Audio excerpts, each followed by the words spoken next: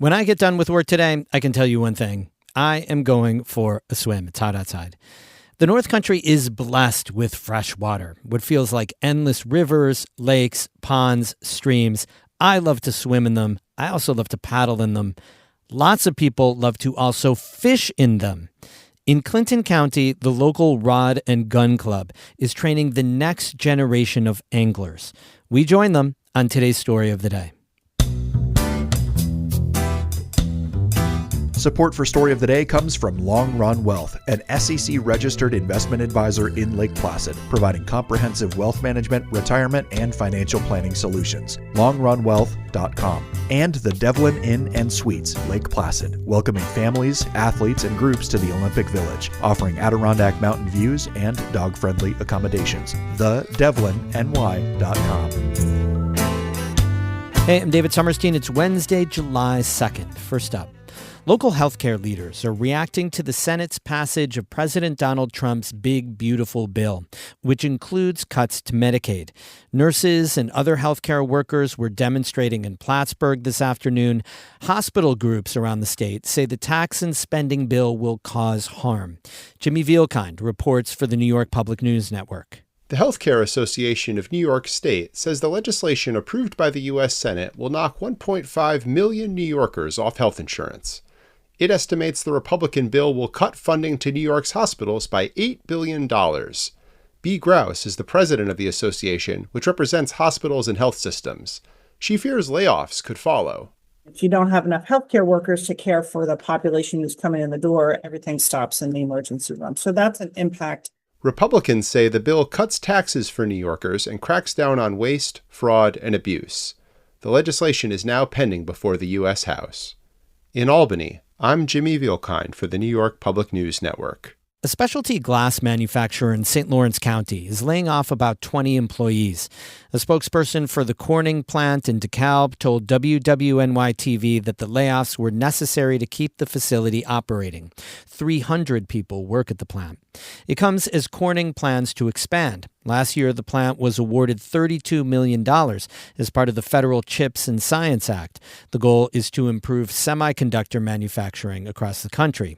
When it was announced, officials expected the funds could generate up to 130 new jobs at the DeKalb plant. Efforts to remove invasive smallmouth bass from the Adirondacks have caused the species to evolve rapidly. That's according to a new study from Cornell University.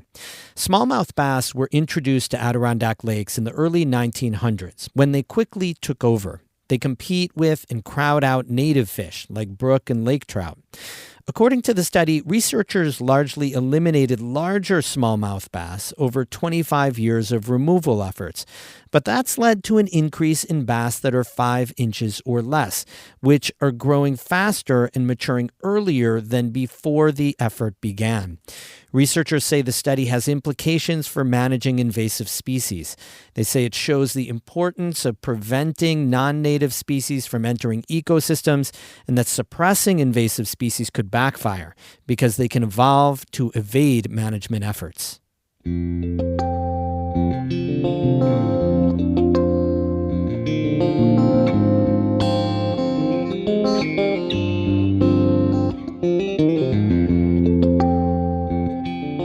Back in May, before school let out, some middle schoolers from Chazy Central Rural School in Clinton County got out of their classes for the day and went fishing. The day was organized by members of the local Rod and Gun Club. Amy Feiereisel tagged along and has our story. From the docks of the Chazy Yacht Club, the Great Chazy River is wide and slow, with lush trees thickly lining the banks. Not far from here, the river flows into Lake Champlain. Obviously a no-wake zone, which also keeps it nice and, quiet and tranquil. That's Rylan Conroy, president of the Chazy Rod and Gun Club, which often holds its meetings here. Everybody from the area comes here and fishes on the docks often. Conroy and other club members are prepping for several dozen school kids, the entire 7th grade class of Chazy Central. This is the second time they've done this. Ray Coyne, the former president of the club, says last year went better than they could have hoped. And they got right into it. I'll get my own fish off the hook. He hopes the annual fishing day will help nurture a love of fishing in all the area's students. It's been a big part of his life. He started fishing with his father when he was a child. 6, 7 years old, and I'd be tying on like a number 8 hook, and he'd be like on a number 22 hook, with a magnifying glass. And I picked it up and grew in love with it. So I still do it today.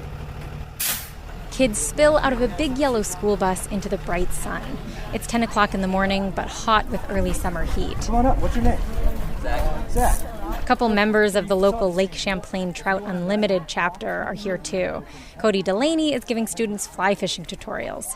So do you hear that like snapping sound she's getting? It's like whoosh, it's like a bullwhip. That's because she's not allowing all of the fly line to open up behind her before she's starting her forward cast. And you get that. Delaney and another volunteer are patient but precise teachers, and the kids' form visibly improves within minutes. 13-year-old Liberty LaFand is beaming when she finishes. It was my first time doing it ever. At first I was very scared, and then I just kind of paid attention as best as I could, and I kind of picked it up quickly. Some folks from the State Department of Environmental Conservation have a tank full of some local fish for a sort of show and tell. All right, this one. Oh, here we go. Come on, guys. I know you can do this. Is it a carp or is it a a bass? Let it come out of the net. You good luck. Oh, yeah. You get one guess. They've already looked at rock bass, a shiner, and a pumpkin seed sunfish. That's a good guess. Oh. A sucker. Look at those big lips, right? A sucker fish? And the orange eye. It's a beautiful eye. Right? You see that? I don't want to drop it I'll give you a hint. This one's invasive. Somebody was... Tench. Yeah. White or green? The club has a rod for each kid, which they can take home at the end of the day. A couple kids have their own equipment, like Logan Bernard. He started fishing with his grandfather when he was 6 years old, and he fishes on Lake Champlain a lot. I find him kneeling on one of the yacht club docks. He's changing his bait. Because at this spot, you don't really catch anything on lures. You just catch them on worms. And why is that? Why is it here you wouldn't catch it on a lure? Because it's usually smaller fish like perch or sunfish. They're not big enough to eat the bigger stuff. Most of the kids here today have some background in fishing. Some went fishing last weekend. For others, it's been a few months or even years. They spread out along the docks and the bank, some alone, many in groups, joking with one another and running from spot to spot. It took half my worm. It took half my worm. Madeline Hollida points out one of her favorite fishing buddies, another 7th grader. Sometimes it gets boring, though, because I like to go and stuff. But it's nice, and I like fishing with Amelia. That's Amelia back there. We go fishing at her house, and we get perch and rock bass underneath her boat, and it's a lot of fun. The whole scene is one that delights 41-year-old Bob Bourgeois. As a kid, I walked, when I was 7-10 years old, walked up to this marina and fished off these docks when the previous owners had it. He bought the Chazy Yacht Club from them about 3 years ago. He's really happy to see the kids off their phones and engaged with the natural world. It's about getting the kids out and enjoying the nature and the things that our area has to offer, because it is a really unique area, right? Do you want to bait it yourself? Yeah. The 7th grader's teacher, Matt Devins, is strolling around, helping his students put on new worms. But he's mostly enjoying the scene. They help each other out. So, there's a handful of us here getting up and down the dock, but by the time I got to this end, 3 people were taken care of that I didn't need to worry about, which is nice. About a half dozen students are fishing on a small point of land shaded by trees, and this is the spot. They're reeling the fish in.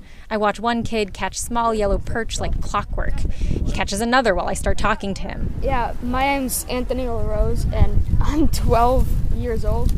Ah. And now how many fish have you caught? 4 or 5. And can you tell me why this spot is a good spot? The shade and the cover from the trees, most definitely. Iris caught something big. Iris, what'd you get? A sunfish. As a bunch of her classmates swarm Iris, I quietly slip away. These kids have a lot of fishing to do. Amy Feiereisel, North Country Public Radio on the Great Chazy River. This story is part of our new series on volunteerism, which is exploring the different ways that people contribute their time and energy to their communities. You can email news@ncpr.org if you have an idea for someone who we should profile as a part of this great series on volunteers around the North Country. We have more news all the time at ncpr.org. Music today by Eddie Lawrence of Saranac Lake and Evan Veenstra of Gananoque, Ontario. I'm David Summerstein, North Country Public Radio.